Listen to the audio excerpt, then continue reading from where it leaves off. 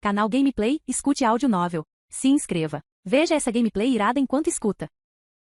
Sistema de Inteligência Diária. Parte 63. Capítulo 424. A chuva congelante da província de Rocha Cinzenta caiu impiedosamente em pleno inverno. A chuva, misturada com granizo ainda não formado, caía em camadas das nuvens cinzentas baixas, transformando as estradas na orla do pântano nebuloso em uma lama fria e pegajosa. A névoa cinza esbranquiçada comprimia a visibilidade a um grau extremo. A luz e a sombra das tochas um pouco mais distantes eram engolidas, deixando apenas uma sombra borrada balançando ao vento. A coluna de marcha era muito longa. As rodas pesadas afundavam repetidamente nos lamaçais, seguidas de uma enxurrada de palavrões. Os feridos foram colocados no meio da coluna, envoltos em capas encharcadas e encostados nas laterais das carroças, com a respiração marcada por uma dor evidente. Ocasionalmente, um assobio curto e agudo vinha de longe, rasgando a névoa antes de desaparecer rapidamente. Esse era o som das bombas mágicas cortando o ar. Cada assobio desses faria desaparecer vários cavaleiros. Sempre que aparecia, toda a coluna se tensionava involuntariamente. O exército de Remon já havia perdido há muito tempo sua aparência de elite. As armaduras dos cavaleiros estavam cobertas de lama, e seus rostos estavam pálidos e exaustos.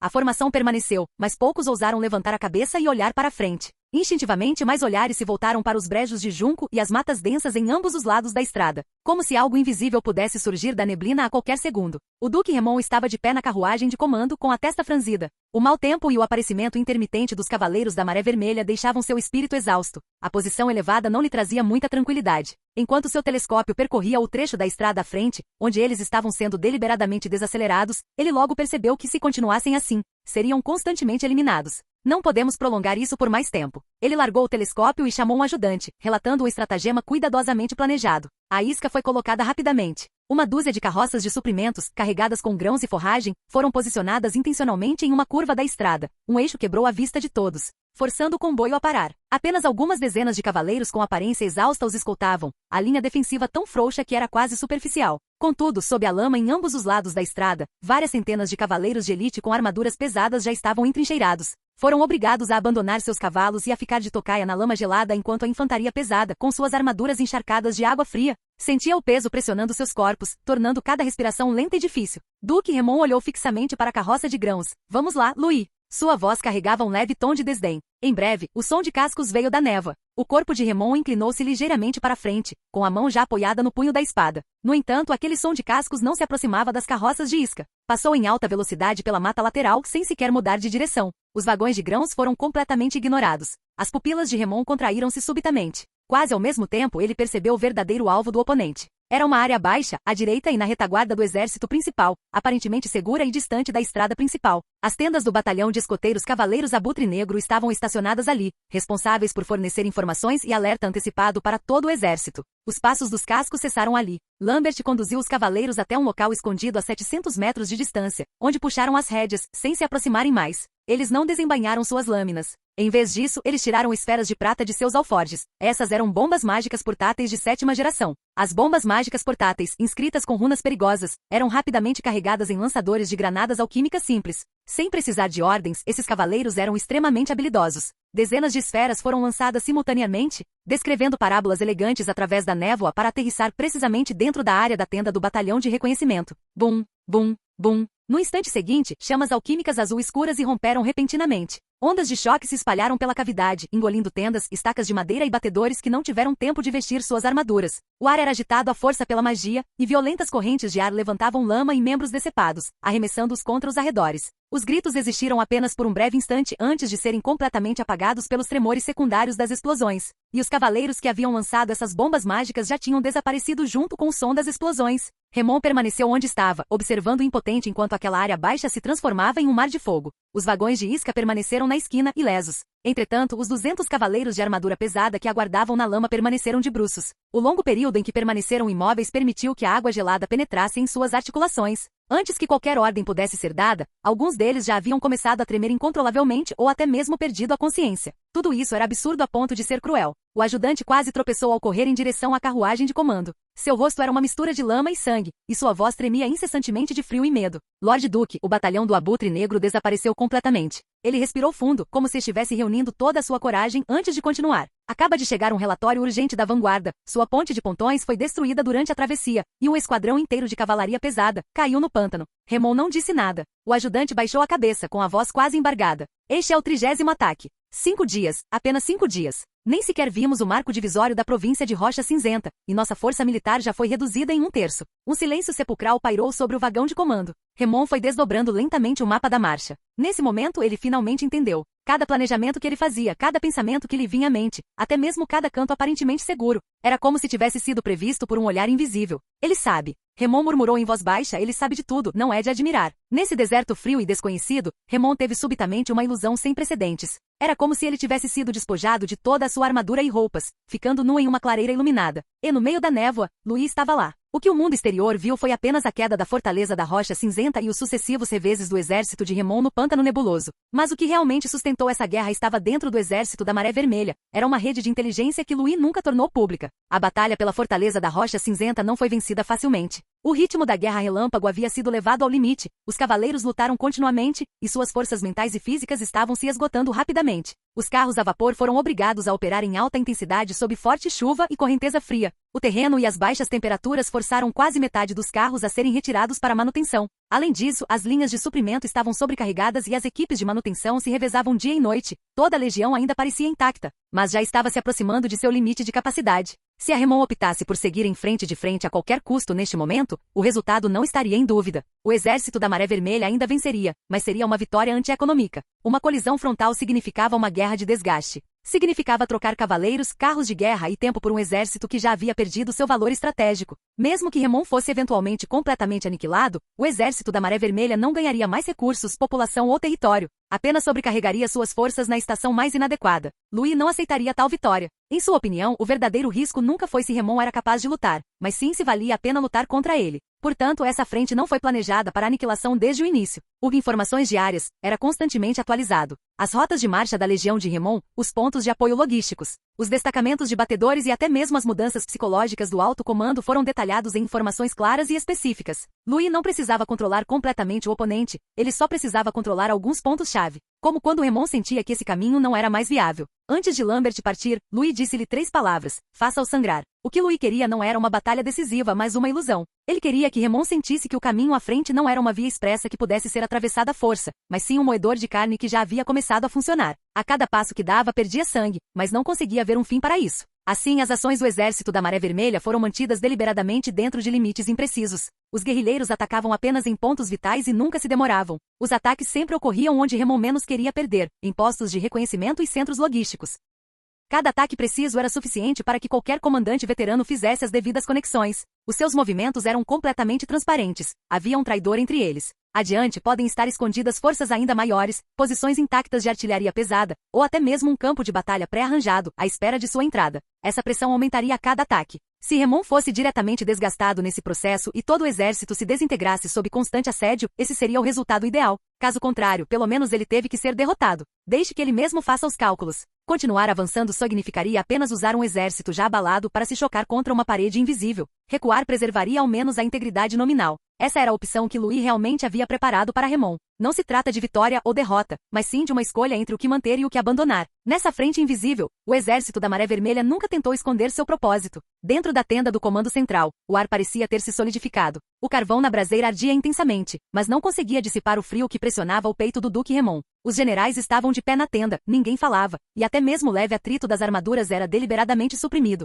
restando apenas o crepitar ocasional das lamparinas de óleo. Quando o primeiro relatório urgente foi entregue, Remon ainda estava de pé. O mensageiro ajoelhou-se no chão com a voz rouca. A fortaleza de Rocha Cinzenta havia caído. Kyle estava morto. Os dedos de Remon se contraíram levemente. Era uma dor surda, como se tivessem arrancado carne e sangue à força. A fortaleza de Rocha Cinzenta não era apenas uma cidade. Ali se encontrava o cemitério da sua família, as memórias da sua linhagem e os vestígios que ele deixará desde a juventude até os dias de hoje. Seus parentes, seus antigos subordinados e soldados, e aqueles que ele considerava sua reserva, estavam todos agora sob o controle de Louis. Mais importante ainda, o laboratório subterrâneo foi completamente destruído. Os estoques, os livros-razão, os dados alquímicos. Os segredos e a riqueza acumulados pela família durante 300 anos caíram nas mãos de Louis. Mas esse foi apenas o começo do pesadelo. A segunda informação foi praticamente jogada na mesa pelo Duque Remon. A Sudoeste e a Federação Esmeralda havia concluído sua mobilização, e um grande número de mercenários estava lançando uma ofensiva transfronteiriça na província Sudoeste. Ao mesmo tempo, movimentos anormais surgiram na fronteira do Sacro Império Romano Germânico, onde o estandarte do Quinto Príncipe e o emblema da Santa Sé foram hasteados simultaneamente. O aroma de uma era caótica finalmente arrancou por completo a folha de figueira. Remon não levantou o olhar. Seu olhar recaiu sobre o mapa, sobre aquelas linhas divisórias provinciais que ele deveria controlar. Eles estavam sendo pressionados, separados e puxados por dedos desconhecidos. Em seguida veio a terceira informação. O espião quase rastejou para dentro da tenda, com os ferimentos em seu corpo ainda sangrando. Uma ordem secreta da capital imperial. Sua Majestade o Imperador, aquele fantoche a quem Remon ajudara pessoalmente a chegar ao trono, emitiu uma ordem para transferir as unidades de elite da guarnição de Remon, remanescentes ao redor da capital imperial, para a frente sudoeste, a fim de escapar de seu controle. Nominalmente era para apoiar o Império, na realidade, era para preencher uma lacuna, utilizando os últimos cavaleiros de Remon para preencher a lacuna criada pela ofensiva da Federação Esmeralda. Ao ouvir essa informação, Remon fechou os olhos lentamente, ele compreendeu tudo. Este foi um caso clássico de matar com uma faca emprestada. Esse tal novo imperador queria que ele fosse arrastado até a morte em Greyhawk por Louis, que sua base fosse destruída e que seus cavaleiros estacionados na capital imperial fossem exauridos no moedor de carne dos inimigos estrangeiros. Quando ele tivesse a sorte de retornar vivo à capital imperial, ela já teria mudado de senhores.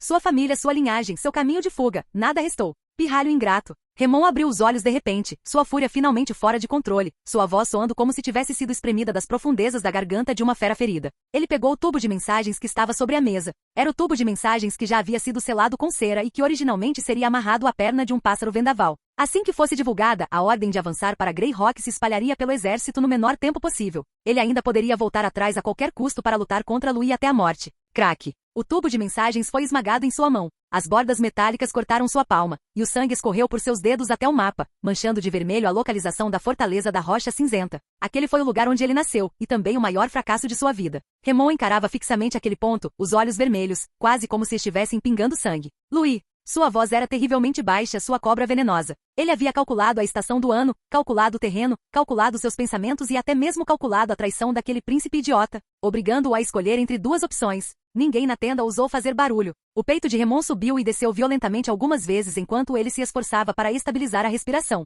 A razão era como algo sendo arrancado aos poucos de uma carne dilacerada. Se ele voltasse para Greyhawk agora, o que encontraria? Uma cidade vazia completamente saqueada, um exército remanescente desgastado pelo inverno e por emboscadas, e um beco sem saída pressionado simultaneamente pela capital imperial e pelo sudoeste. Aquilo não foi vingança, foi acabar com a própria vida. Remon ergueu a mão e desembainhou a espada. Com um clarão de luz fria, um canto da mesa foi cortado e caiu no chão. Transmita a ordem. Sua voz estava rouca, mas excepcionalmente clara. Todo o exército está se virando. Os generais ergueram o olhar bruscamente. Lord Duque, gritou alguém, essa é a nossa casa. Remon não olhou para ele, o lar já não existe mais. Ao proferir essas palavras, seu tom era assustadoramente calmo. Se voltarmos agora, só perderemos nossas vidas lá também. Ele pressionou a mão ensanguentada no centro do mapa. Estamos retornando à capital imperial. O olhar de Remon demorou-se no mapa por um instante. Ele não estava olhando para a capital imperial, mas para além das manchas de sangue na ponta dos dedos. Voltando o olhar para aquela região norte que já havia sido tingida de vermelho. Ele não disse mais nada, mas naquele breve silêncio, um pensamento se fixou firmemente nas profundezas de seu coração. Ele com certeza voltaria. Capítulo 425. O cheiro de sangue dentro da Fortaleza da Rocha Cinzenta ainda não havia se dissipado completamente. Fora da fortaleza, os trabalhos de limpeza ainda estavam em andamento. Os restos mortais dos monstros foram arrastados para longe da praça, e lança-chamas e canhões de água de alta pressão foram usados alternadamente, numa tentativa de remover a lama vermelho escura presa nas fendas das pedras. O ar estava impregnado com um forte cheiro de sangue e enxofre, e quando o vento frio soprava, parecia que jorrava de um poço profundo e sem vedação. Apesar disso, Louis decidiu realizar a reunião sobre méritos e recompensas aqui. A Fortaleza de Rocha Cinzenta já fora o local onde a família Remon discutia assuntos militares e distribuía benefícios. Agora estava sendo usada novamente, mas por um grupo diferente de pessoas e com uma bandeira diferente. Quando as portas do salão do Conselho de Platina foram abertas, o calor praticamente invadiu o ambiente para recebê-los. O fogo da fornalha ardia intensamente, candelabros estavam enfileirados e a luz fluía entre os pilares de pedra branca. Garrafas de vinho ouro-âmbar, colecionadas pela família Remon durante 50 anos, foram abertas e o líquido servido em taças brilhava com um fulgor quente e convidativo. Os brasões de família que originalmente adornavam as paredes foram retirados e substituídos pela bandeira da Maré Vermelha. Um enorme mapa em pergaminho estava estendido no centro da longa mesa. O mapa praticamente cobria toda a província de Rocha Cinzenta, densamente marcada com pequenas bandeiras de cores diferentes, como se estivesse sendo reescrito. Os nobres do território do norte tomaram seus lugares um após o outro. Suas capas ainda não estavam completamente secas. Ainda era possível sentir o cheiro persistente de sangue. Mas seus olhares já estavam fixos no mapa. Conde Abbott segurava sua taça de vinho, com os dedos tremendo levemente. Este velho nobre, que havia permanecido no território do norte por mais de 60 anos, agora olhava fixamente para a grande extensão de terra circulada em vermelho no mapa, com o pomo de Adão subindo e descendo incontrolavelmente. Essa era a região do Vale do Rio Vermelho, uma das áreas mais férteis da província de Rocha Cinzenta, onde a produção de um único ano equivalia à produção total de 3 anos de suas terras no território do norte. Luís já havia se comunicado com ele em particular e insinuado isso antes da reunião. O vinho âmbar dourado no copo balançou suavemente, quase transbordando. Quando a distribuição começou, o salão ficou em silêncio. Luís estava de pé em um dos lados da longa mesa, segurando um bastão como se fosse uma faca de jantar de tamanho perfeito. Ele olhou para o mapa, observando os olhares ansiosos. Conde Abbott. O bastão de Luís bateu levemente no mapa. Sua cavalaria atacou com ferocidade. Este domínio do Vale do Rio Vermelho pertence a você. Após uma breve pausa, a respiração de Abbott falhou visivelmente. Ele se levantou quase instintivamente, a voz tremendo levemente, mas firme. Servirei a maré vermelha até a morte. O bastão de Luís moveu-se novamente. Visconde Yoen, o domínio da mina de rocha de ferro no oeste está atribuído a você. Yoen praticamente saltou da cadeira. A taça de vinho tremia em sua mão, quase derramando. Ele engoliu em seco, a voz abafada, mas extremamente sincera. Chefe, eu, Yoen, vou segui-lo até o fim. Visconde Bron, o domínio de Porto da Ponte na margem sul será assumido por você. Conde Henderson, o domínio Arabeck está sob sua jurisdição. Após dividir os territórios dos nobres do território do norte, o bastão parou por um instante e então pousou do outro lado. As pessoas sentadas naquela fileira não eram nobres. Todos eles eram cavaleiros que portavam o distintivo do sol, a maioria dos quais seguia Luís desde sua chegada ao território do norte. Lambert endireitou o corpo abruptamente, estufando o peito quase inconscientemente. Sua respiração acelerou visivelmente, mas seus olhos estavam surpreendentemente brilhantes. O domínio do Vale Violeta na parte norte da província de Rocha Cinzenta, juntamente com as terras agrícolas adjacentes, será temporariamente administrado por vocês. Não possuía título de nobreza, mas era um pedaço de terra sólido e inteiro. Lambert abriu a boca como se fosse falar, mas acabou apenas assentindo vigorosamente com a cabeça com a garganta tensa. Remor, o domínio do Rio Esmeralda está sob a jurisdição do Departamento de Defesa. Você é responsável por guarnecer o local. Os cavaleiros cujos nomes foram chamados levantaram-se um após o outro. O que eles receberam não foram títulos, mas responsabilidades, territórios e promessas que Luís foi cumprindo uma a uma. A maioria dessas pessoas não tinha nada quando seguiram pela primeira vez para o território do norte. Mas agora no território do norte e na província de Rocha Cinzenta, todos eles tinham seus próprios cargos. Quanto aos títulos de nobreza, esses eram algo que somente o imperador podia conceder. Ninguém naquela mesa mencionou isso, porque todos sabiam que era apenas uma questão de tempo. A cada toque da batuta, uma agitação quase incontrolável surgia no salão. Era o som de deglutições incontroláveis e o tilintar sutil, porém rápido de taças de vinho. Todos aqui entenderam claramente. Essa não era uma recompensa simbólica, eram terras tangíveis, veios minerais, direitos tributários e populações. Partes do cadáver da família Remon foram imediatamente retiradas. Os movimentos de Luís eram firmes e sem pressa. Ele esculpia com precisão e conquistava o respeito de todos. Quando a última área foi dividida, ninguém no salão do Conselho de Platina se preocupou mais em esconder suas emoções. O vinho foi devorado num gole só, e os olhares alternavam entre o mapa e Luís. Naquele instante, o mesmo pensamento estava firmemente gravado no coração de cada nobre e cavaleiro ali presente. Seguindo os passos de Luís, não só era possível sobreviver, como também enriquecer. Mas todos sabiam muito bem que a maior parte, na verdade, não estava naquela mesa. Os principais direitos tributários, sistemas portuários e a autoridade judicial final sobre os principais veios minerais da província de Rocha Cinzenta permaneceram firmemente nas mãos de Luís. Esses pontos cruciais que determinariam a direção da próxima década nunca foram sequer mencionados desde o início, porque todos eles entendiam que, sem Luís, essa reunião jamais teria acontecido hoje. Esqueçam a ideia de varrer toda a província da Rocha Cinzenta para o sul. Até mesmo capturar a fortaleza da Rocha Cinzenta era inimaginável para qualquer um deles. Taças de vinho foram erguidas uma após a outra, e Conde Abbott foi o primeiro a se levantar. O velho nobre segurava seu copo, a coluna ereta, e seus olhos demonstravam alívio, se não fosse por Lord Luís. Eu jamais teria ousado sequer sonhar com os portões da fortaleza da Rocha Cinzenta nesta vida. O Visconde Yoen levantou-se imediatamente. O rosto do gorducho estava corado, e ele praticamente virou o vinho do copo de uma vez. O lugar que a família Remon guardou por 300 anos foi derrubado por você, chefe, em uma única batalha. Eu, Yoen, estou convencido. Conde Bron simplesmente ergueu seu copo, brindou à distância com o de Luís e bebeu o vinho de uma só vez. Chegar até aqui é a maior aposta que já ganhei na minha vida. Obrigado, Lord Luís. Jamais esqueceremos a bondade de Lord Luís. Vários cavaleiros que já haviam recebido domínios também se levantaram. Lambert não disse nada, apenas acenou com a cabeça vigorosamente, cerrando os punhos inconscientemente ao lado do corpo. A excitação do momento era difícil de esconder. Com o vinho consumido, a respiração acelerou. Alguns olhavam repetidamente para as marcações no mapa, como se quisessem confirmar que aqueles nomes e terras realmente lhes pertenciam. Todos sabiam que estavam testemunhando uma nova ordem sendo consolidada sobre aquela mesma mesa. Luís permaneceu de pé, com a expressão ainda calma. Somente quando essas vozes naturalmente se calaram e todos se acalmaram, ele falou novamente, em relação à governança desses novos territórios. No instante em que ele falou, o Conde Abbott ergueu rapidamente seu copo. Lord Luís, por favor, não nos deixe governá-los diretamente. O velho nobre falou com uma franqueza surpreendente, embora seu tom contivesse um toque de contenção deliberada. Mas ele sabia muito bem que se realmente lhes fosse permitido governar de forma independente, Luís jamais concordaria com a proposta. Já que esses camponeses da província da Rocha Cinzenta agora estão sob nosso domínio, o Código da Maré Vermelha deve ser implementado imediatamente. Atrasar-se por um único dia trará problemas. O Visconde Bron prontamente se manifestou com uma expressão sincera. Para ser honesto, é claro que gostaríamos de gerir isso nós mesmos. Ele suspirou e em seguida fez uma leve reverência em direção a Louis. Mas se eu deixar meus filhos idiotas administrarem este território, o resultado inevitável será corrupção e tumultos, e vocês acabarão tendo que limpar a bagunça. Lord Louis, por favor, certifique-se de enviar comissários da Maré Vermelha para serem destacados para lá. Nós ficamos com os dividendos, você administra a ordem. É mutuamente benéfico e nos poupa problemas. Após essas palavras serem proferidas, o salão do conselho pareceu relaxar, e vários nobres murmuraram em concordância. Não era que eles não quisessem deter o poder governamental. Todos os presentes haviam rapidamente avaliado a possibilidade de administrá-lo por conta própria. Mas mesmo que esse pensamento fosse expresso, jamais receberia a aprovação de Louis.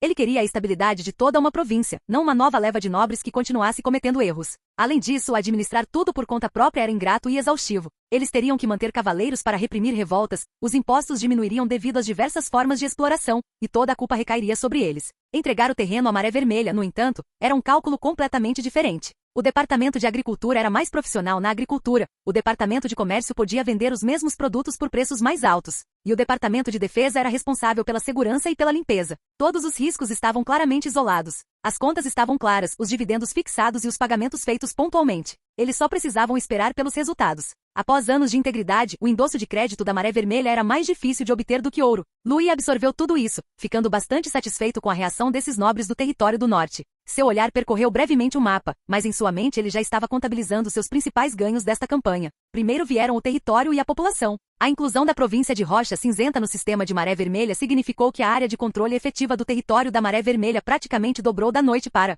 o dia. Mais importantes eram as planícies contínuas. A partir daquele momento, a Maré Vermelha não estaria mais limitada pelo frio rigoroso do território do norte e pela dependência de grãos importados. Ele agora possuía um dos celeiros mais estáveis do Império Ocidental. Não se tratava apenas de ter o suficiente para comer. Essa era a confiança necessária para travar uma guerra prolongada. Em seguida veio a população. Os milhões de agricultores, artesãos e refugiados da província de Rocha Cinzenta se transformariam rapidamente em mão de obra sob a assimilação do sistema da Maré Vermelha. A mão de obra deixou de ser o gargalo da Maré Vermelha. Havia também os pontos de acesso ao mar e as rotas comerciais. Uma vez que os portos da província de Rocha Cinzenta fossem integrados ao sistema da Maré Vermelha, os produtos do território do norte e os bens industriais da Maré Vermelha ganhariam um mercado mais amplo para venda a preço de custo. E o tesouro deixado pela família Remon foi o combustível mais direto. Séculos de acumulação, ouro, cristais mágicos e materiais raros, foram empilhados como montanhas.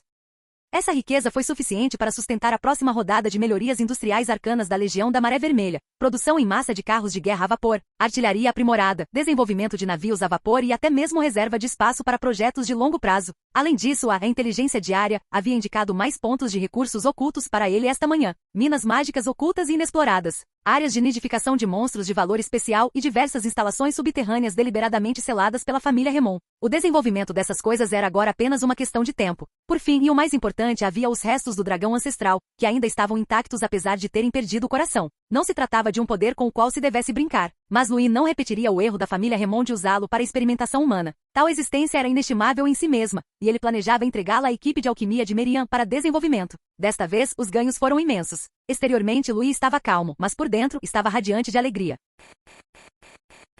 Canal Gameplay. Escute áudio novel. Capítulo 426. O salão de banquetes da Fortaleza Rocha Cinzenta havia sido completamente limpo. As manchas de sangue que haviam penetrado nas fendas da pedra foram lavadas repetidamente, e tapetes grossos cobriram todo o chão, isolando as lajes frias por baixo. O imponente teto em arco foi iluminado novamente. As marcas de queimadura nas paredes foram escondidas por cortinas decorativas e todo o salão foi restaurado à sua aparência luxuosa. Foi como se aquele expurgo sangrento nunca tivesse acontecido. Os músicos estavam sentados na lateral do salão, tocando a antiga melodia nórdica Noite do Sopro de Gelo. A melodia era baixa e contida, como um prelúdio para uma nevasca, fluindo lentamente pelo ar quente. Lustres de cristal pendiam sobre a longa mesa, sua luz refletindo nas taças de vinho tinto, as sombras tremeluzentes como sangue fluindo. Os nobres cortavam os bifes em seus pratos com movimentos muito leves. O tilintar ocasional dos talheres contra a porcelana soava estranhamente áspero naquele momento, como se lhes recordasse algo. Elas usavam vestidos de veludo recém-modificados, bem cortados, mas que lhes davam um ar sutilmente artificial. Seus olhares se cruzaram brevemente por cima da mesa e logo se desviaram. Era um olhar que só os conspiradores teriam. Não para confirmar a posição deles, mas para confirmar se todos estavam prontos para dar o mesmo passo. Finalmente, o Conde Aibot levantou-se lentamente. Ele pegou uma colher de prata e bateu levemente no copo de cristal finíssimo. Jim, O som foi nítido e breve. O violoncelista parou imediatamente de tocar, e os acompanhantes retiraram-se silenciosamente para as sombras. Todo o salão de banquetes ficou em silêncio naquele instante, todos os olhares atraídos por aquele pequeno som. O olhar de Aibot percorreu a longa mesa, parando finalmente em Louis. Senhores, disse ele com a voz baixa e rouca, olhem pela janela. A noite lá fora pela janela oscilava entre claro e escuro, iluminada pelas tochas do castelo. A bandeira da fortaleza de rocha cinzenta mudou de cor, mas nossos corações ainda estão suspensos. Ele fez uma pausa, e seu tom de voz tornou-se ainda mais lento. A capital imperial está insana, o sudeste está apodrecido, metade do navio do império afundou, e agora detemos ouro, mas estamos em um iceberg à deriva. Ninguém no salão de banquetes o contestou. Aibot voltou-se para Louis, seu olhar já não sendo de um lorde, mas sim o de um monarca. Meu senhor, a espada do exército do norte é afiada demais, tão afiada que assusta a todos, inclusive a nós mesmos.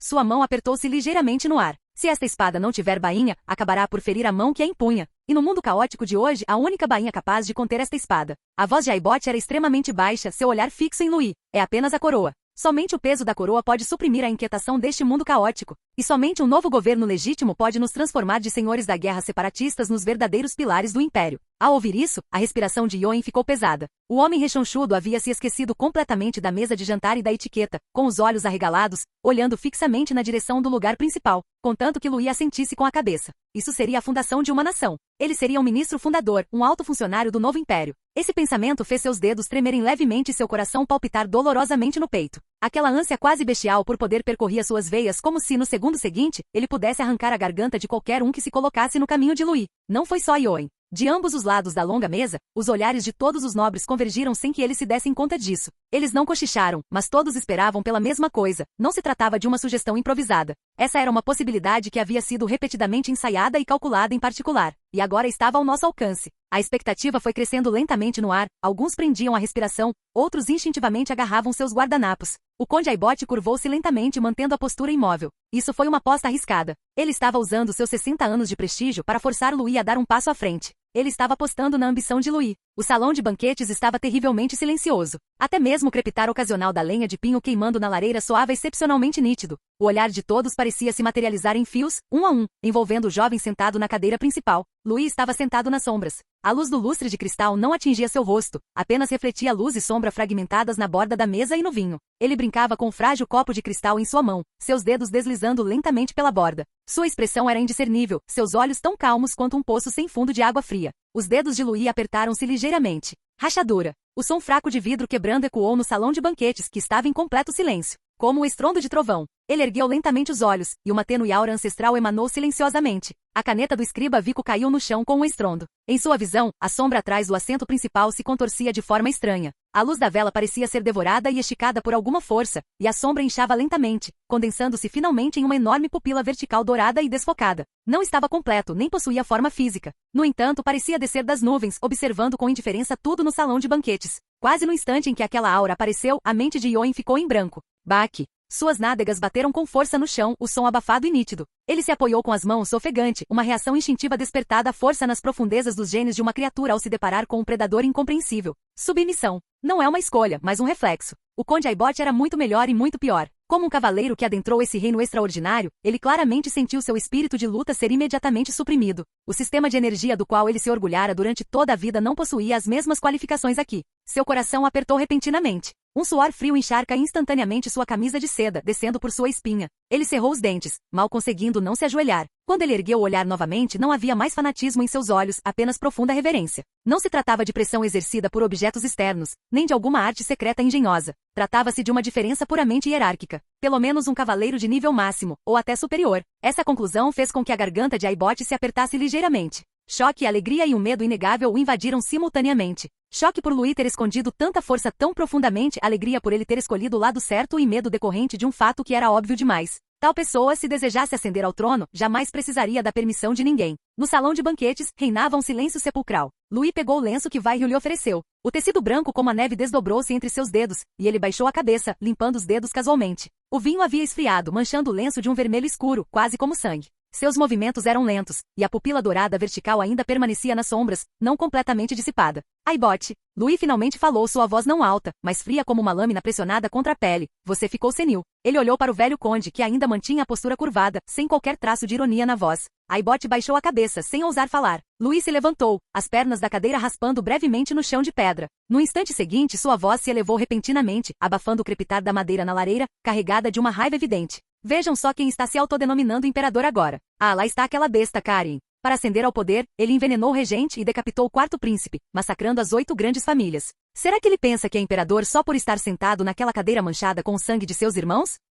Louis zombou. Não, ele é uma besta assassina de parentes, um déspota e traidor que usurpou um artefato divino. Qualquer um que o reconheça é cúmplice. Seu dedo virou-se decisivamente apontando para o sudeste. E depois temos Lampard. Desta vez, o desgosto em seu tom era quase evidente. Para se opor ao segundo príncipe, ele se ajoelhou diante daqueles cultistas. Ele convidou a igreja herética para entrar, estabelecendo uma espécie de sacro império do Oriente. Ele não é um imperador. Ele é um prostituto que vendeu a glória de seus ancestrais, um traidor que convidou lobos para dentro de casa. Ninguém no salão de banquetes ousou fazer um som. Louis se virou. A bandeira da maré vermelha estava pendurada atrás dele, e seu vermelho parecia ainda fluir à luz de velas. Ele abriu os braços, como se quisesse abranger todo o salão com o olhar. Nesta época de ritos em ruínas e música arruinada, se eu também reivindicar o trono, que diferença haverá entre mim e esses 2 lixos? Sua voz baixou novamente, mas estava mais aguda do que antes. Nosso grande imperador apenas desapareceu, não morreu. Ao ouvir essas palavras, o ar no salão pareceu ser completamente sugado. Até que sua majestade retorne, disse Louis, erguendo a mão e batendo-a com força na borda da mesa. O império não tem imperador. Quem se atrever a sentar-se nele, ele fez uma pausa, eu lhe cortarei a cabeça. O conde Aibote compreendeu, endireitou-se lentamente, o pânico em seus olhos desapareceu, substituído por uma submissão quase devota. Louis virou-se subitamente e olhou para o canto. Vico. O escrivão-chefe Vico tremia por inteiro, agarrando instintivamente o pergaminho em seus braços. Louis aproximou-se dele, batendo 2 vezes com o dedo no pergaminho. Anote cada palavra que acabei de dizer, especialmente aquelas maldições contra os 2 falsos imperadores. Seus lábios se curvaram num arco frio e significativo. Envie cópias para todos os nobres do império. Quero que todos saibam o quão repugnantes são essas 2 coisas sentadas no trono imperial. Após um breve silêncio, Yoen, ajoelhado no chão, de repente olhou para cima, o rosto corado, os olhos cheios de puro fanatismo. O chefe tem razão. Ele desembainhou a espada, a lâmina reluzindo friamente à luz de velas, e a cravou pesadamente no chão. Salve o único guardião do império. Esse grito foi como um pavio. No instante seguinte, todos os nobres se levantaram em uníssono e se ajoelharam. Espadas desembainhadas com as pontas tocando o chão. Salve o guardião do império. O som ecoou na sala do Conselho de Platina. Todos os presentes eram inteligentes. Eles entenderam claramente o que Louis estava fazendo e o que ele temporariamente não queria fazer. Reivindicar o trono muito rapidamente e com muita ostentação só atrairia a atenção e a hostilidade de todos prematuramente. Aquela coroa era mais um alvo do que uma recompensa naquele momento. Enquanto a frase "o imperador não retornou" se mantivesse verdadeira, tudo mais tinha margem para manobras. O poder pode vir primeiro, a legitimidade pode vir depois. A espada já estava em mãos. Quanto ao seu nome, isso era assunto para discussão futura. Capítulo 427. As cortinas do escritório estavam bem fechadas, o veludo pesado bloqueava a luz do dia e o ruído distante das ruas da capital imperial. Karin estava sentada atrás da mesa, onde um pergaminho recém-entregue estava aberto, com as pontas ainda amassadas. O Manifesto aos Compatriotas Imperiais, escrito com base no discurso de Louis. Ele leu linha por linha, as palavras eram afiadas e maliciosas, como lâminas deliberadamente afiadas. Uma besta assassina de parentes? Um tirano que usurpou a relíquia divina? Ao ouvir isso, os lábios de Karin se contraíram repentinamente. Uma risada rouca e baixa escapou de sua garganta, como uma sensação de satisfação após a verdade finalmente ter sido revelada. Besta! Repetiu ele a palavra em voz baixa, seus dedos apertando lentamente, beliscando uma dobra no pergaminho. Ah, Louis, você tem razão. Seu olhar era frio e lúcido. Karin se lembrou de como ele mesmo havia esmagado a garganta de Rini. Ele se lembrou das fileiras de cadáveres pendurados na Avenida do Triunfo e da temperatura do sangue que escorria pelas rachaduras nas lajes de pedra. Ele nunca precisou de uma folha de figueira. Este trono de dragão foi construído sobre violência e sangue. Em comparação com a hipocrisia civilizada autoproclamada de Rini, ele preferia essa franqueza. Karin continuou lendo, e quando seu olhar repousou na frase "até que sua majestade retorne", o trono do império está vago, o riso foi diminuindo aos poucos. O escritório voltou a ficar em silêncio. Karin ergueu os olhos e recostou-se na cadeira, tamborilando levemente os dedos na mesa. Era isso que realmente o interessava. Todos acreditavam que seu grande pai, o imperador, não retornaria. Mas Louis havia ocupado a província de Rocha Cinzenta e absorvido a família Remon, contudo, deliberadamente se absteve de reivindicar a coroa, optando por esperar pelo retorno do imperador, que estava desaparecido há anos. Ele estava claramente deixando uma saída para si mesmo. Karin sentiu que não se tratava de covardia, mas sim de contenção. Ele sabe que ainda não tem forças para engolir todo o império. Controlar 2 províncias é o seu limite atual. Os lábios de Karin se curvaram novamente. Este manifesto aos compatriotas era um insulto à primeira vista, mas, na realidade, estava traçando uma linha. O norte não podia mais avançar para o sul, pelo menos não por enquanto. Ele continuou lendo, e quando viu Louis usando as palavras mais mordazes para repreender o 5º príncipe Lampard, chamando-o de prostituto que vendeu a glória de seus ancestrais, Karin não pôde deixar de zombar. O velho quinto, aquele covarde sem espinha dorsal, ele balançou a cabeça com um tom de desprezo, bajulando aqueles fanáticos religiosos. Nesse momento, ele chegou a sentir um alívio absurdo. A carta de Louis amaldiçoava o imperador fantoche do Sudeste ainda mais duramente do que a ele próprio, empurrando-o pessoalmente para o lamaçal da heresia. A legítima opinião pública do império foi completamente dividida ao meio. De um lado estava ele, o tirano ensanguentado, e do outro, o traidor curvando-se perante uma teocracia estrangeira. Enquanto isso, o norte permanecia do lado de fora, observando friamente. Karin exalou lentamente, interessante. Na questão de se opor ao Sacro Império Romano-Germânico, esse homem do norte poderia até se tornar um peão útil. Não é um amigo, mas também não é necessariamente um inimigo mortal. Ele atirou o pergaminho sobre a mesa, como quem se desfaz de uma mão que já havia desvendado. Continue vigiando o norte, disse Karin secamente ao atendente nas sombras. Não o provoque. Então Karin recostou-se e fechou os olhos, seu instinto de soldado sobrepondo-se às suas emoções naquele momento. Em sua mente, um novo mapa do império se desdobrava lentamente, não linhas em pergaminho, mas um contorno real formado por sangue, rotas de suprimento, legiões e ambições que se cruzavam. Ao norte ficava a direção de Louis Calvino. A província de Rocha Cinzenta havia mudado de mãos, mas Louis não continuará seu avanço para o sul, nem tinha pressa em usar aquela coroa. Pelo contrário, ele chegou a sinalizar uma disposição para restabelecer parte do comércio. Karin viu claramente. Aquilo não era fraqueza, era um lobo que havia se fartado e agora lambia as garras em preparação para a próxima caçada. Inabalável foi o seu julgamento sobre o norte. Raymond não conseguirá recuperar Rocha Cinzenta, e ele próprio certamente não conseguiria. Nesse caso, aceite a situação atual. Que Louis se torne uma muralha na parte norte do império, bloquear inimigos estrangeiros e outros homens ambiciosos. Quando necessário, ele poderia deixar essa muralha sangrar pelo império e talvez, eventualmente, conquistá-lo com benefícios. Torná-lo rei do norte não estava fora de questão. A sudeste ficavam o 5º príncipe Lampard e a igreja atrás dele. Karin abriu os olhos, seu olhar tornando-se frio e duro. Esse era o inimigo que realmente precisava ser eliminado. A entrada de hereges no país e o uso do poder divino para suprimir o poder imperial representavam um desafio direto à legitimidade do império. Heresia. Ele ruminou a palavra repetidamente em sua mente. Era o alvo perfeito. Enquanto todas as guerras fossem direcionadas para o sudeste, ele poderia usar o pretexto de expurgar hereges para reunir a nobreza e estabelecer sua posição legítima e inabalável. Por fim, havia a capital imperial, entre ele e Raymond.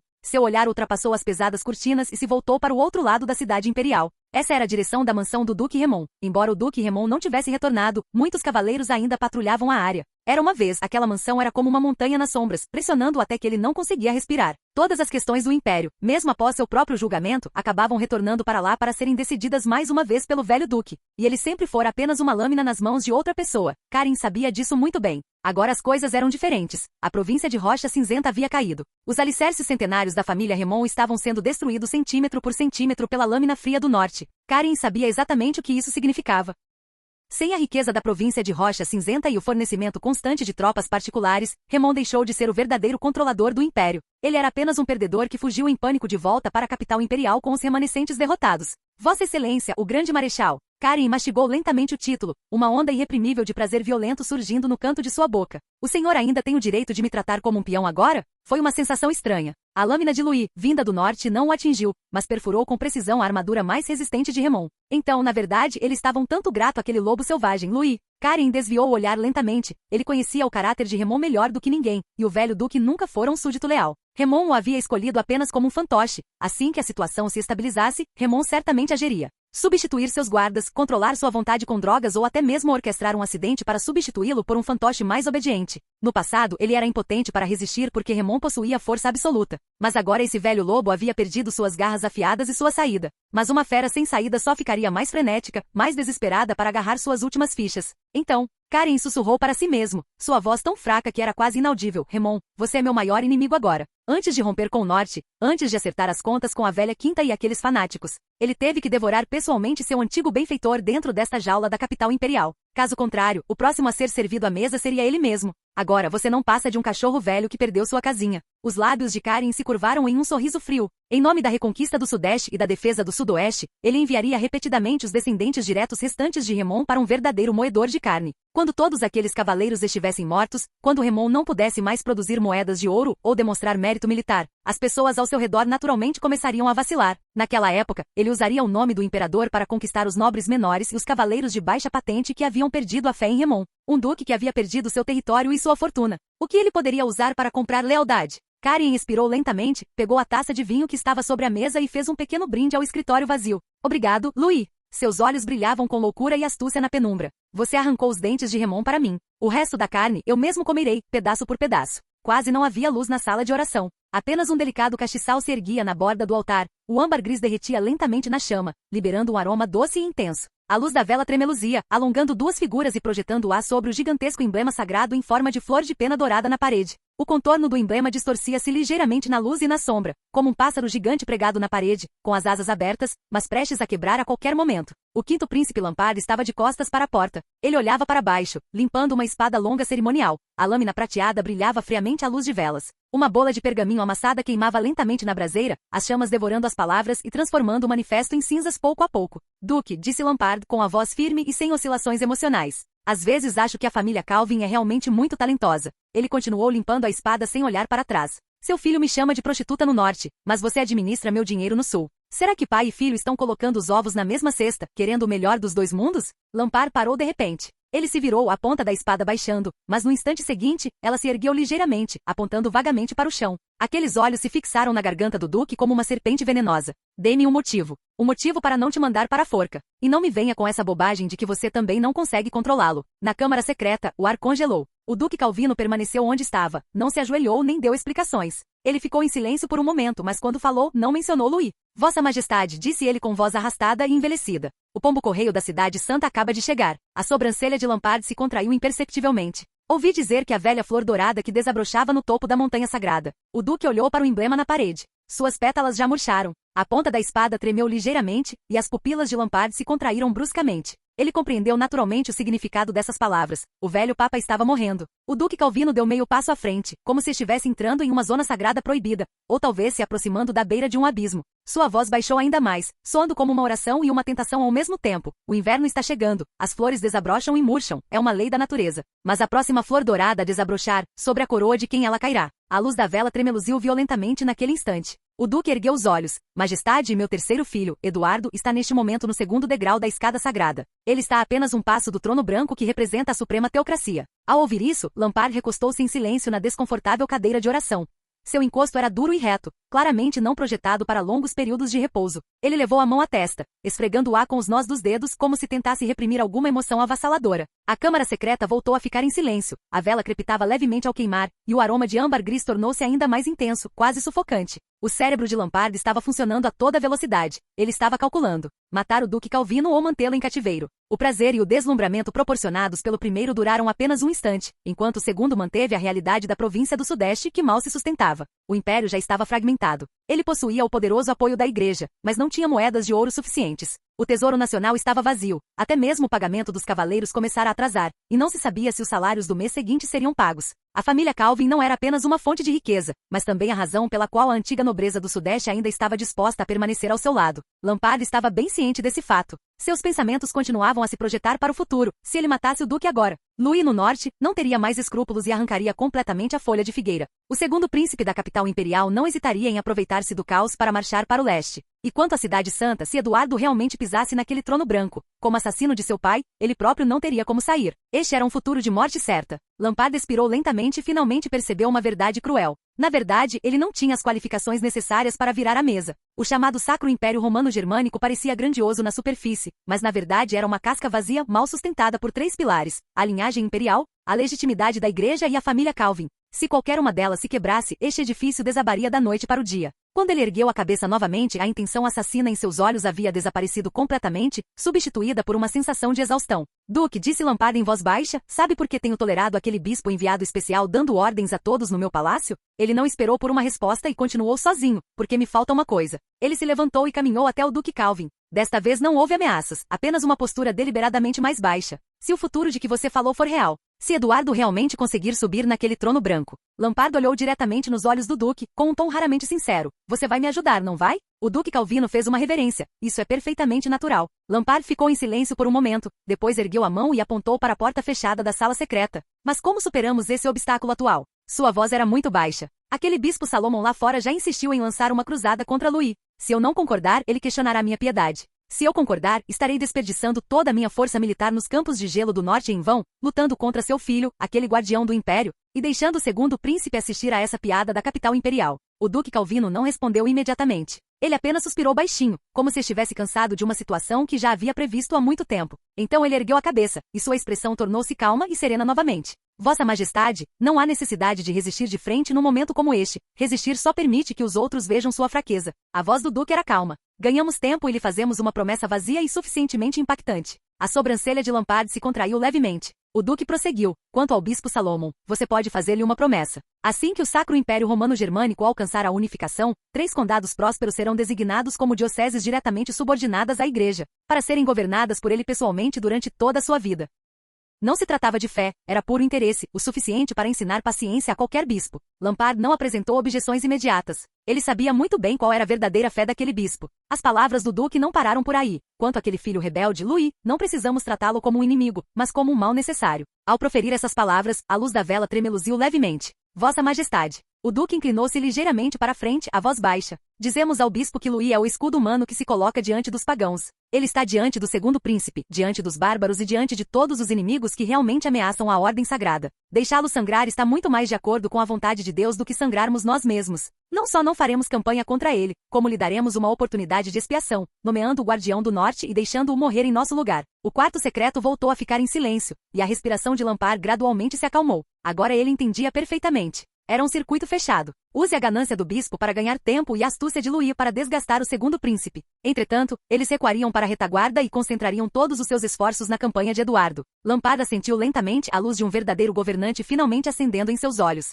Ótimo, faremos como você diz. Vou emitir um decreto repreendendo Louis por sua falta de respeito. Mas por sua causa, permitirei que ele se redima através do serviço. Quando a conversa terminou, o incenso de âmbar gris na sala secreta já havia queimado completamente. O Duque Calvino preparou-se para se retirar. Espere. A voz de Lampard soou atrás dele. O Duque Calvino parou. O conteúdo verdadeiramente importante muitas vezes residia nesta frase final. Lampard não o repreendeu, nem assumiu qualquer postura ameaçadora. Em vez disso, ele próprio caminhou até a frente e ergueu a mão para ajeitar a gravata ligeiramente torta do Duque. O movimento foi lento e preciso, quase como um pai ajeitando a aparência do filho. Numa relação de sangue, isso era intimidade, entre monarca e súdito, era um vínculo. Os nós dos dedos de Lampard roçaram o pescoço do velho, sentindo a pele solta e envelhecida. Ele olhou para os cabelos brancos nas têmporas de Calvin, e sua voz engrossou com uma sensação de pressão. Velho Calvin. Ele raramente se dirigia ao outro dessa maneira. Estou apostando minha vida e minha fortuna em você e em seus filhos. A luz das velas tremeluzia suavemente. Louis guarda o portão do norte, Eduardo toma o poder na cidade santa, e você fica ao meu lado para administrar os cofres. A nobreza e aqueles aliados que podem se voltar contra mim a qualquer momento. Lampard fez uma pausa, seus lábios se curvando em um sorriso cansado.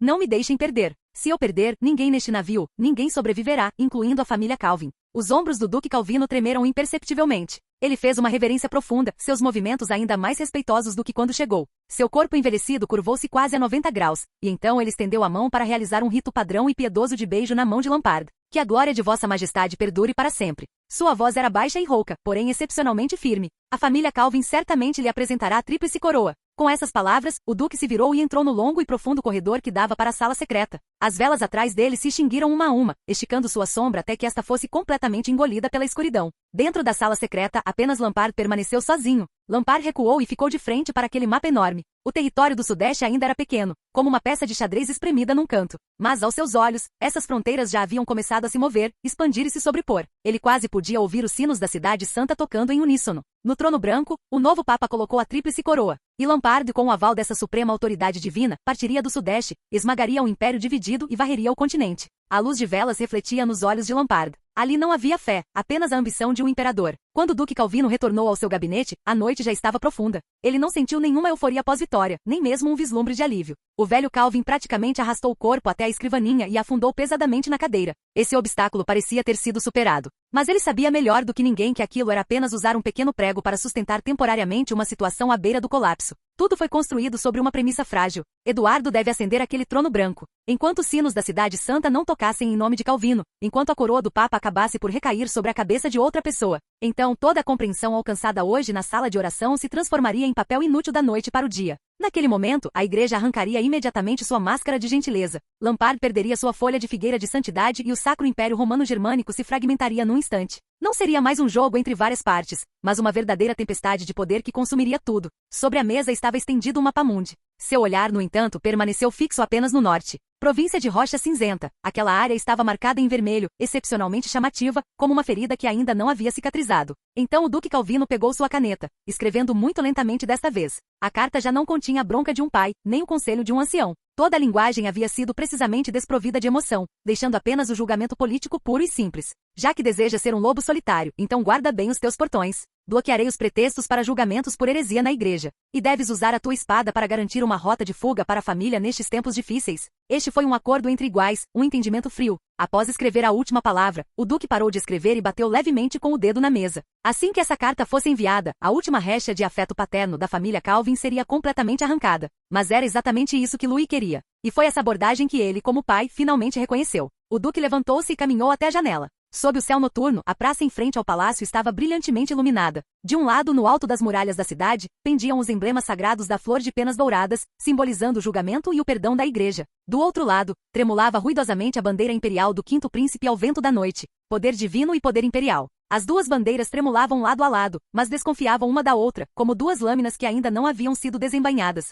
O Duque Calvin observava a cena em silêncio, seu olhar tornando-se gradualmente profundo e complexo. Um sorriso de autodepreciação começou a se formar lentamente nos cantos de sua boca. Gaius. Sua voz era muito suave, como se estivesse falando com o ar o mais talentoso, aquele a quem se atribuem grandes expectativas, aquele que foi alçado à frente. Contudo, ele ficou gravemente ferido na Batalha da Ninhada e tornou-se vegetativo. Junto com o desaparecimento do imperador, ele foi sepultado pela Era. O Duque fechou os olhos e os abriu novamente. Seu olhar se dirigiu a um pequeno pedaço de terra no canto sudeste do mapa, separado do continente pelo mar, onde estava marcada a flor dourada da igreja. E Eduardo, enviado aos estados papais em seus primeiros anos como uma insignificante moeda de troca. Agora ele alcançou a escada sagrada e é chamado de santo. Só mais um passo, e ele poderá usar a tríplice coroa e ter o poder divino em suas mãos. Seu olhar finalmente voltou-se para o norte. Aterrissou na província de Rocha Cinzenta, coberta de vermelho, que fazia fronteira com a fronteira norte. Quanto ao oitavo, enviado para a fronteira norte naquela época apenas por causa da ordem de desenvolvimento da fronteira norte. Inesperadamente, ele criou um lobo verdadeiramente capaz de devorar pessoas. Duas grandes províncias, um exército de ferro. Um nome que causa cautela em todos, mesmo sem coroa. Ele deu uma risadinha baixa, olhando para aquelas duas bandeiras com a voz grave. A família Calvin jamais cairá. O trabalho está intenso, não consigo mais relaxar para escrever. As atualizações passarão a ser feitas à noite a partir de agora.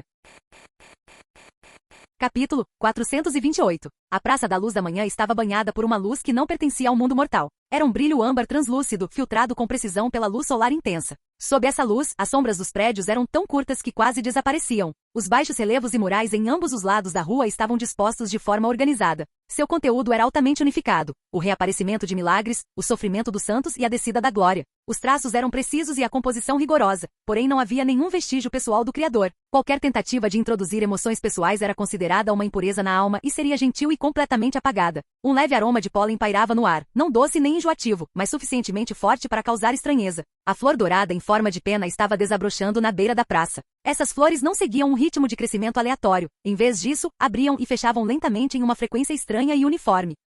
Cada abertura e fechamento era cronometrado com precisão, a um nível desconfortável, como se a mão de um maestro invisível ditasse o ritmo de toda a praça. Não havia vendedores ambulantes oferecendo mercadorias nas ruas, nem o som de crianças correndo umas atrás das outras. Uma mulher empurrando um berço atravessava a praça. O bebê no berço tinha os olhos abertos, sem chorar nem rir, mas contemplando silenciosamente a cúpula acima, com as pupilas claras e vazias. Nesse instante, um som metálico rítmico veio da outra extremidade da rua. Um esquadrão de cavaleiros da pena dourada se aproximou. Seus passos estavam perfeitamente sincronizados, e o som de suas armaduras colidindo era como as engrenagens de um relógio de precisão se encaixando em uníssono, sem um único eco supérfluo. A luz do sol incidia sobre eles, refletindo em suas armaduras douradas, que no entanto pareciam frias e vazias. Essa armadura não estava desgastada, ela havia crescido a partir deles. Por meio da bioalquimia, o metal consagrado era fundido diretamente com a carne e os ossos dos cavaleiros, tornando a armadura uma parte inseparável de seus corpos, impossível de remover e que não exigia manutenção. Runas brilhavam fracamente em suas placas peitorais, subindo e descendo ritmicamente, imitando o ritmo da respiração pulmonar.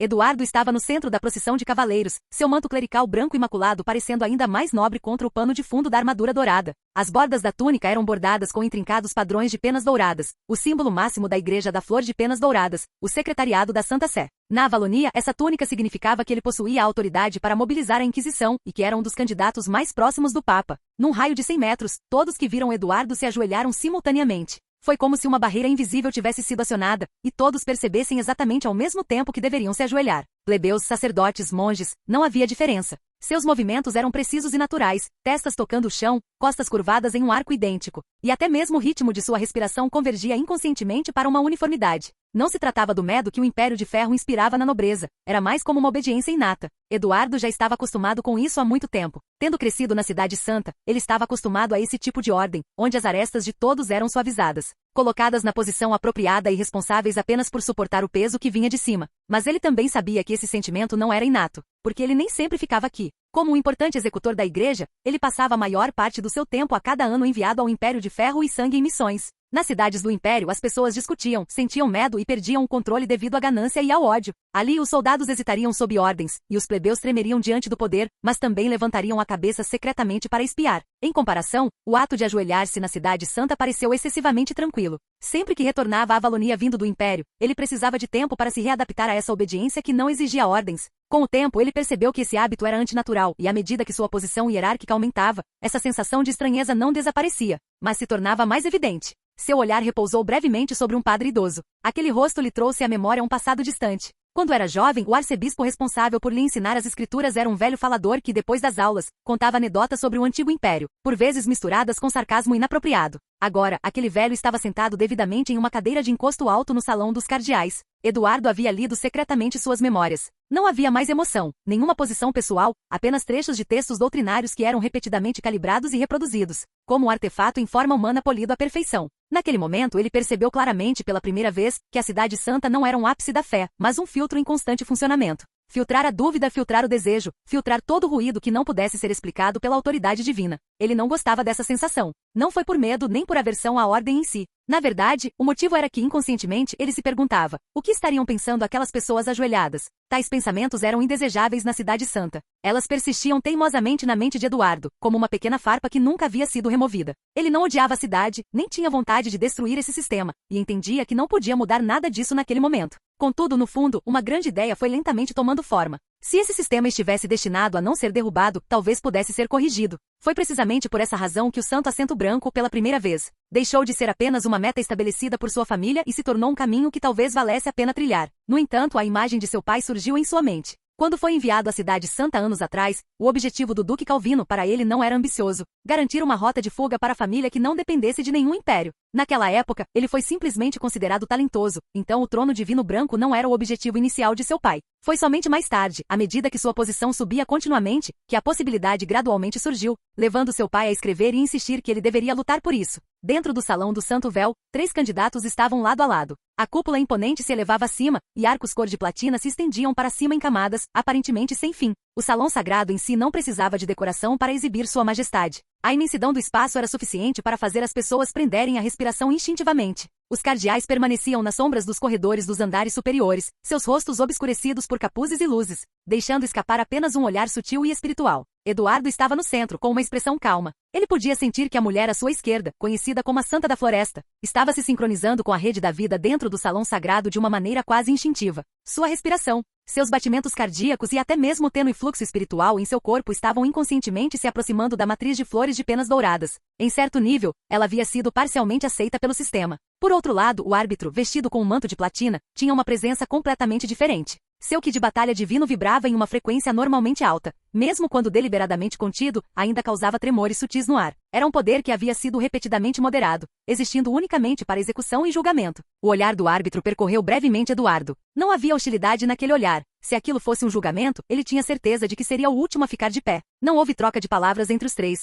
mas a competição invisível já havia começado. Eduardo sentia os olhares vindos de cima, que mudavam constantemente o foco, comparando os 3 alternadamente. Esses foram os indivíduos mais notáveis que a Valonia pôde produzir nesta época. Eles eram também os candidatos de mais alta qualidade que esse sistema havia filtrado ao longo dos séculos. Todos eles eram gênios, e precisamente por isso estavam ali como candidatos. Nesse momento, o cardeal arcebispo caminhou lentamente em direção aos 3 candidatos. Sua pele era tão pálida que era quase transparente, como se ele tivesse sido privado da luz solar por muito tempo. Os vasos sanguíneos eram vagamente visíveis sob a pele, como fios de seda embebidos em água. A cada passo que dava, os relevos de flores em forma de penas douradas incrustados no chão sob seus pés vibravam levemente. O som se espalhou ao longo dos veios da pedra, reverberando por todo o chão do salão do véu sagrado, fazendo com que os ossos das pessoas ressoassem involuntariamente. O cardeal arcebispo parou em frente aos três. Ele estendeu os dedos atrofiados e ergueu um decreto sagrado forjado em folha de ouro, retirado da manga, de acordo com o volume 1 do Códice de Avalonia. A vontade do ungido não deve ser contemplada diretamente, e a transmissão da divindade não deve ser profanada. Seu ritmo era constante e desprovido de emoção, como se estivesse lendo o manual de instruções que já havia memorizado 1000 vezes.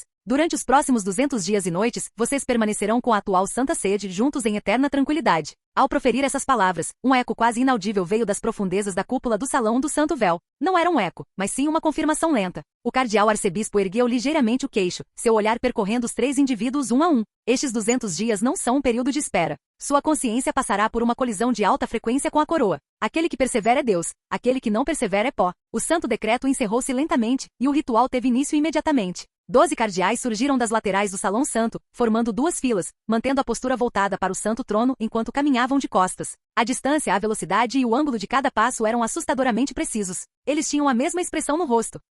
Não era alegria nem piedade, mas uma tranquilidade alcançada após um longo período de adaptação, como que confirmando que determinado processo finalmente havia entrado em sua fase pré-determinada. Quando o último cardeal saiu do Salão Santo, a enorme porta de pedra branca começou a se fechar lentamente. As dobradiças da porta giraram, emitindo um estrondo pesado e prolongado. A enorme porta de pedra branca, pesando dezenas de milhares de toneladas, fechou-se aos poucos. As densas runas nela inscritas iluminaram-se gradualmente, e os padrões de luz fluidos atuaram como correntes, isolando completamente o último resquício de luz natural. Apenas 4 pessoas permaneceram dentro da porta. Sobre o santo trono branco, o atual Papa estava sentado ereto. Seu corpo estava suspenso por inúmeros fios de ouro, como um fantoche meticulosamente controlado. Os fios se estendiam pelas sombras profundas da cúpula, sua origem invisível. Quando ele falava, a voz não provinha de uma única garganta. Era um sussurro sobreposto, como se milhares de pessoas estivessem suspirando simultaneamente perto do ouvido. Venham! Quem pode compartilhar este imenso amor? De repente, a palma da mão direita de Eduardo começou a arder intensamente. Foi como se um alarme enterrado no fundo de sua alma tivesse sido disparado violentamente naquele momento. O favor divino estava gritando.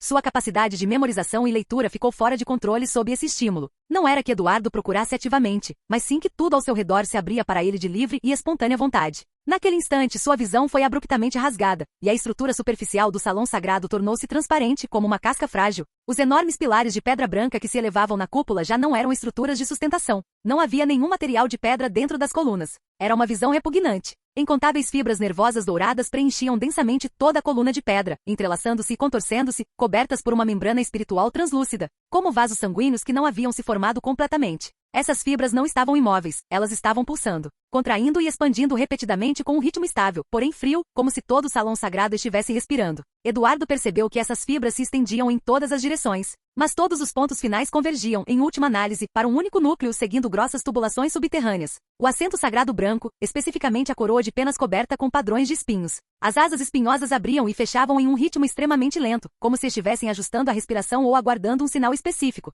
Cada ritmo fraco desencadeava um tremor sincronizado na rede neural interna de todo o salão sagrado. Eduardo não conseguia entender a finalidade daquela estrutura. Não possuía nenhum simbolismo religioso, nem se conformava a qualquer lógica alquímica conhecida. Este era um órgão gigantesco que havia concluído sua calibração e era mantido em estado de espera de longo prazo. E agora estava avaliando os nós que poderiam ser conectados, um por um. O ar dentro do salão sagrado começou a ficar mais denso. Era como se todo o espaço estivesse sendo comprimido para dentro por algum peso invisível, e até mesmo a luz estivesse sendo arrastada e curvada em direção ao chão. A respiração tornou-se difícil, os limites do pensamento começaram a ficar mais lentos, até mesmo o tempo perdeu seu sentido de progressão linear, restando apenas uma quietude que se repetia constantemente. A Santa da Floresta Sylvie foi a primeira a ceder. Sua respiração sincronizou-se inconscientemente e em perfeita harmonia com o ritmo do salão sagrado. As flutuações espirituais em seu corpo foram suavizadas e enfraquecidas camada por camada, até se aproximarem de zero. Suas pupilas dilataram lentamente e seu olhar perdeu o foco. Não havia dor em seu rosto, mas um torpor que beirava a satisfação, como se ela finalmente tivesse encontrado seu lugar e lhe fosse permitido se fundir a um todo maior. Seu corpo inclinou-se ligeiramente para a frente, como se estivesse ouvindo uma convocação que só ela podia escutar. No instante seguinte, seu coração parou. Não houve espasmos violentos nem gritos. Seu corpo perdeu o equilíbrio e desabou silenciosamente no chão frio, sem sequer um único eco. O árbitro Gabriel deu um passo à frente quase simultaneamente. Seu ki de batalha divino irrompeu violentamente sob o impulso do instinto, e uma luz cor de platina emanou das aberturas em sua armadura. No entanto, antes que esse poder pudesse se espalhar, foi violentamente reprimido por uma entidade de ordem superior. A expressão de Gabriel oscilou drasticamente pela primeira vez, foi um colapso cognitivo completo. Seu kit de batalha, sua fé, tudo aquilo em que ele se apoiava para se definir, provou-se insignificante naquele momento. Ele abriu a boca como se fosse dizer algo, mas no segundo seguinte suas pupilas se contraíram repentinamente. Uma fibra nervosa dourada irrompeu de debaixo do chão, perfurando sua cavidade torácica como uma cobra venenosa. Não houve respingos de sangue. A fibra sincronizou-se com o ki da batalha divina no instante em que entrou em seu corpo. O corpo de Gabriel enrijeceu por um instante. Então seu corpo inteiro desabou lentamente no chão, como uma casca vazia. 2 cadáveres jaziam em silêncio sob os degraus do salão sagrado. Eduardo permaneceu parado, sem se mexer em nenhum momento. O centro da palma da mão direita dele já não era apenas uma simples picada. O padrão dourado que simbolizava o favor divino estava completamente fora de controle, escurecendo rapidamente para o vermelho, como um ferro de marcar em brasa pressionado diretamente sobre sua alma. Uma dor lancinante e intensa espalhou-se por seus nervos, penetrando profundamente em sua consciência. Era uma dor no nível da alma que lhe impunha uma ordem final. Correr.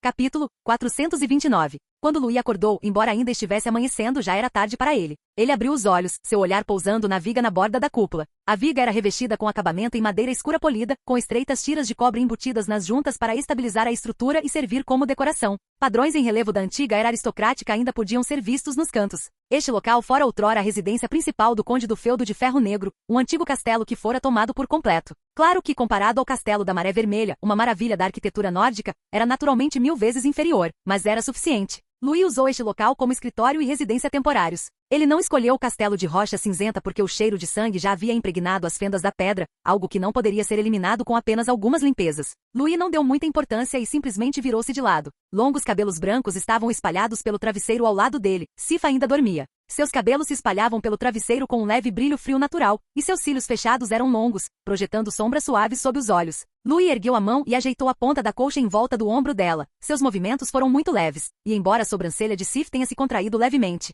ela não acordou. Emily e o velho mordomo Bradley permaneceram na cidade da Maré Vermelha para supervisionar o norte, que já operava sob o sistema da Maré Vermelha e podia funcionar sem ele. Entretanto, Sif tinha vindo para a província de Rocha Cinzenta para ajudá-lo a lidar com assuntos, tanto oficiais quanto pessoais. Louis sentou-se, pegou sua túnica no encosto da cadeira para vesti-la e ficou de pé diante da janela, com o dedo repousando por um instante sobre os veios da madeira antiga da moldura. As manhãs em Rocha Cinzenta sempre traziam uma certa brisa fria, como se ela emanasse das fendas nas pedras. Este era o feudo de Ferro Negro, a cidade central da província da Rocha Cinzenta. Veios de minério de ferro e carvão haviam nutrido este lugar, tornando-o robusto. E agora os portões da cidade, celeiros, oficinas e acampamentos militares ostentavam novos estandartes. Louis exalou suavemente, reprimindo seus pensamentos dispersos. Vamos ver a sorte de hoje. Ele estendeu a mão direita e acenou com ela no ar. Uma interface translúcida surgiu diante de seus olhos, espalhando-se como gelo fino. O texto passava rapidamente antes de finalmente se estabilizar. Atualização diária de inteligência completa? 1. Karen deteve Adrian Chris, o comandante da 33ª Legião, e espera-se que o elimine publicamente na capital imperial dentro de 3 dias,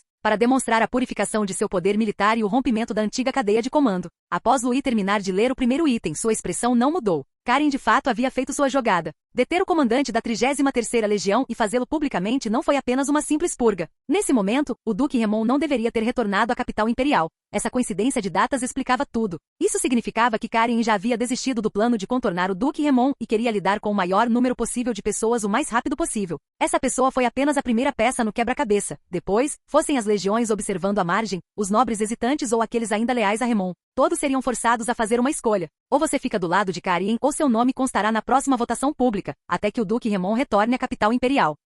Assim que esse golpe fosse desferido, as coisas inevitavelmente sairiam do controle em curto prazo. Suspeitas internas, redes privadas e até mesmo rebeliões prematuras viriam à tona. A capital imperial só se tornaria mais caótica em seguida, o que era uma coisa boa para Louis. Isso expôs a falta de confiança de Karen na moral dos militares e também revelou que o antigo sistema imperial não podia mais ser mantido por regras e só podia ser suprimido com sangue. Quando o Duque Raymond retornasse à capital imperial, certamente haveria tensões latentes, talvez até mesmo um banho de sangue. Louis até sentiu um pouco de prazer no coração porque os cães começaram a se morder. Ele não precisava intervir, bastava ficar de lado e observar enquanto eles se destruíam mutuamente o máximo possível. O que a Maré Vermelha precisava fazer era simplesmente pavimentar as estradas, entregar os grãos e guardar os portões da cidade enquanto eles brigavam. Louis pensou que talvez pudesse recrutar algum talento. Anotou mentalmente a ideia. 2. As cinzas vulcânicas superficiais na encosta de argila vermelha, na parte leste da província de Rocha Cinzenta, são aproveitáveis. A camada profunda é um depósito pozolânico altamente ativo com características de material hidráulico, que pode ser testado em queima em proporção com calcário.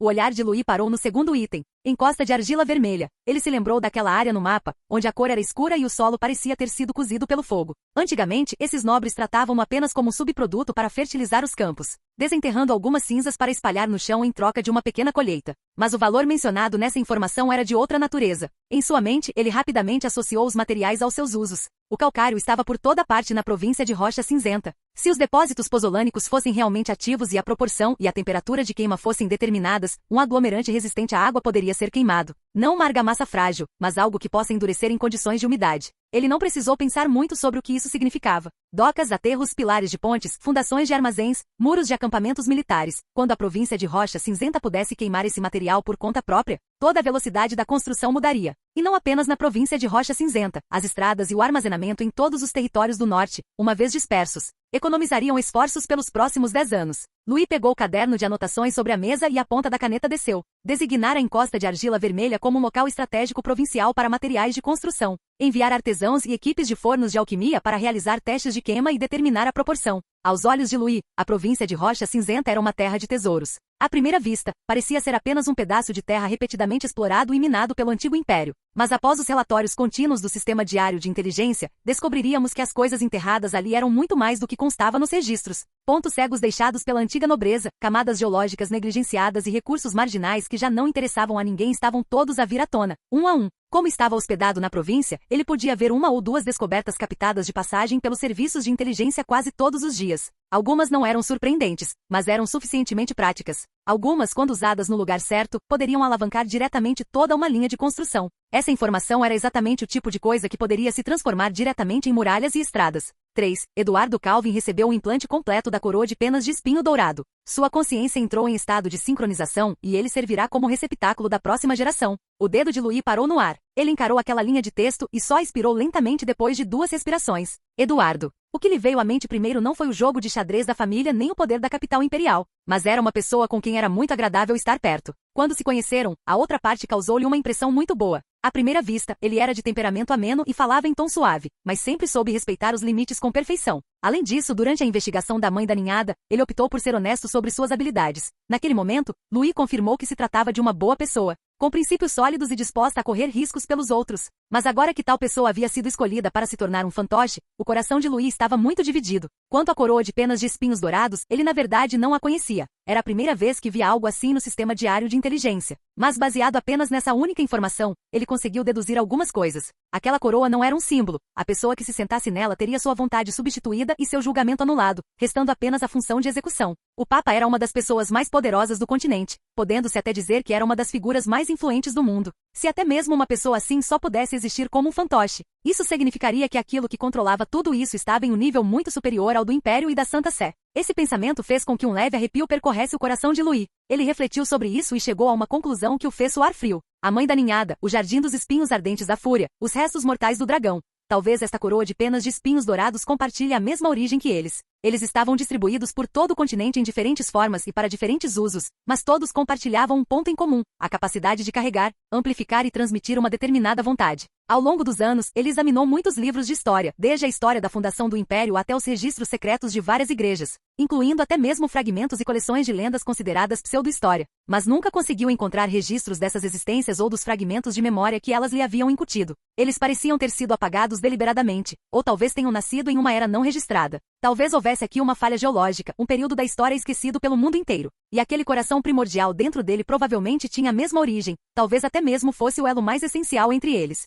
Esse pensamento deu a Louis uma rara sensação de impotência. Ele queria investigar, mas não tinha por onde começar. Pelo menos por enquanto, a única coisa em que podia confiar era o sistema diário de inteligência. Me dê forças, pai do sistema. Louis ficou em silêncio por um momento e finalmente escreveu 2 linhas no caderno de inteligência. Era a única coisa que ele podia fazer agora. Envie 2 grupos de mercadores disfarçados para entrar no porto da Flor da Pena Dourada. Estabeleça uma rede de vigilância de 3 camadas, os cais, o monastério e o mercado de grãos. Investigue apenas anomalias, não busque contato direto com o núcleo. Ele fechou o caderno, e a interface se dissipou com ele. Apenas o frio da fogueira apagada permaneceu no quarto. Um leve suspiro veio de trás dele. Sif acordou. Não se sentou imediatamente, mas afundou o rosto no travesseiro, com a voz ainda um pouco rouca. Você ficou parado perto da janela por um bom tempo agora há pouco, pensando em algumas coisas. Louis apertou a túnica e olhou para ela. Sif abriu os olhos que ainda estavam um pouco embaçados, mas disse com muita clareza: há uma reunião de mobilização esta manhã. A guarnição do território de Ferro Negro, as equipes das oficinas e a recém-formada guarda noturna provincial estarão presentes. Não se esqueçam. Luiz soltou uma risadinha. Será que eu esqueceria uma coisa dessas? Você faria isso. Sif olhou para ele com um tom de certeza deliberada, e geralmente logo depois de eu ter te lembrado. Eu não sei o que se passa na sua cabeça. Louis ergueu uma sobrancelha. Então isso significa que seu lembrete não foi formal o suficiente. Sif murmurou, mas os cantos de sua boca se contraíram levemente. Então é assim mesmo. Da próxima vez, confirmarei mais algumas vezes. Não precisa. Louis sorriu e voltou para a cama, levando a mão até a orelha para colocar uma mecha de cabelo branco atrás da testa dela. Se você me vigiasse todos os dias, eu não conseguiria dormir direito. Sif olhou para ele com os olhos claros. Então lembre-se disso com mais clareza. Ela se sentou, puxou o cobertor até os ombros e seu tom voltou a ser profissional, embora ainda houvesse um toque de ternura. Foi por isso que eu te segui até aqui, para evitar que você lotasse demais sua agenda. O som de passos do lado de fora da janela foi ficando mais denso. Ao longe, ouviu-se brevemente uma buzina, como que para lembrar a toda a cidade que era amanhecer. Como Sif havia chegado ontem, Louis acordou um pouco tarde hoje, com coisas para fazer mais tarde. Ele só pôde tirar um dia de folga de seu cultivo matinal. Louis pegou o cinto da espada e empurrou a porta. Na entrada do castelo de Ferro Negro, ao amanhecer, o vento frio subia em redemoinhos pelos degraus de pedra, causando um arrepio na nuca. Mas a multidão em frente ao portão era como uma panela de água fervendo, com ondas de calor intensas. Mais de 500 funcionários estavam na fila para entrar. Pat apertou o casaco escuro do uniforme da Maré Vermelha ao redor do corpo, sendo empurrado para a frente pela multidão. O forro do casaco já estava encharcado de suor, grudado em suas costas, mas ele não podia se dar ao luxo de se importar. Os sotaques ao seu redor eram todos muito familiares. Eles tinham sotaques tipicamente do norte da Inglaterra, com ritmo de fala acelerado e terminações de palavras bastante acentuadas. Todos eles eram quadros transferidos de baixo escalão, selecionados do sistema Maré Vermelha. Do outro lado, cerca de 200 pessoas vestiam grossos mantos exteriores em cores mais claras, formando um forte contraste com as cores escuras dos uniformes da Maré Vermelha. Eles permaneceram eretos, mas não conseguiam esconder a tensão em suas expressões. Seus olhares vagavam inconscientemente ao redor. Esses eram os antigos burocratas remanescentes da província de Ferro Negro. Como tinham experiência, foram mantidos temporariamente após uma triagem preliminar. Pat lançou-lhes um olhar rápido e não olhou mais além. Essas pessoas se tornariam camaradas no futuro, ou seriam gradualmente descartadas mais tarde. A província de Rocha Cinzenta era agora um enorme campo de refugiados improvisado. Comida, abrigo, assistência médica e ordem, cada um desses aspectos era insuportável. O que era necessário eram executores que pudessem manter o controle da situação em condições de recursos insuficientes e mão de obra caótica. Essa foi a razão pela qual Louis continuou transferindo pessoas. Pat foi um daqueles que foram eliminados camada por camada. Ele havia realizado o trabalho mais sujo e mais facilmente criticado, assumindo um território no norte que poderia ter entrado em colapso a qualquer momento e reduzindo a força a taxa de mortalidade a um dígito. No dia em que a ordem de transferência foi emitida, ele a leu várias vezes. Ele foi promovido ao cargo oficial e seu salário foi dobrado. Mais importante ainda, na coluna referente ao motivo da transferência, a assinatura era de Louis Calvino. Era isso que realmente empolgava Pat. Ser lembrado pelo nome por Lord Louis significava que a outra parte realmente tinha visto seus resultados e aprovado a maneira como você fazia as coisas. O trabalho que ele havia feito antes não tinha sido em vão. A multidão avançou um pouco e Pat a seguiu até o salão. Este lugar era originalmente onde o conde realizava bailes. A cúpula era alta e o lustre de cristal ainda estava pendurado no centro, embora a luz não estivesse totalmente acesa. Para acomodar quase 600 pessoas, todos os sofás, mesas de centro e pequenas mesas decorativas foram retirados, restando apenas fileiras de cadeiras dobráveis de madeira maciça, bem próximas umas das outras, cadeira contra cadeira, ombro a ombro. Embora o tempo estivesse muito frio, com a respiração de centenas de pessoas misturada, o ar rapidamente ficou turvo e quente. Pat sentiu a gola do uniforme encharcada de suor, mas mesmo assim manteve as costas eretas. Ele encontrou seu lugar na segunda fila do lado. Assim que se sentou, um cheiro forte e pungente veio de perto dele. Perfume misturado com cheiro de suor. Pat virou a cabeça e viu um oficial da província de Ferro Negro. Ele não era jovem, seu rosto era pálido e seus dedos esfregavam constantemente a barra de suas roupas. Aquela pessoa claramente não estava acostumada com esse tipo de cena. Seu olhar vagava entre as costas dos dirigentes da Maré Vermelha na primeira fila, com o pomo de Adão subindo e descendo. Um bando de lunáticos. O homem não falou em voz alta, apenas seus lábios se moveram. Pat viu claramente, mas não respondeu, apenas tirou uma caneta de carvão e seu caderno pessoal de capa dura do peito, abrindo-os no colo. Não havia sequer uma mesa para escrever. Se alguém quisesse fazer anotações, só poderia contar com as pernas para se apoiar. Ele já tinha visto muitas pessoas assim. No início, elas sempre traziam algumas impurezas, algumas podiam ser eliminadas com o tempo, enquanto outras acabavam se desprendendo sozinhas. Os sussurros ruidosos no corredor cessaram subitamente. Era como se estivessem reprimidos por algo invisível. Pat instintivamente olhou para cima. Uma figura apareceu junto à porta. Louis tinha entrado. Não houve nenhum anúncio, mas todo o salão permaneceu em silêncio. Fim do vídeo. Para acesso antecipado à continuação dos vídeos, ou para incentivar o canal, vire membro. Muito obrigado. Ei, quer ouvir meus novos projetos antes de todo mundo? O segredo foi revelado. Seja membro no Patreon e libere agora o acesso antecipado a áudios exclusivos e inéditos. Te espero lá!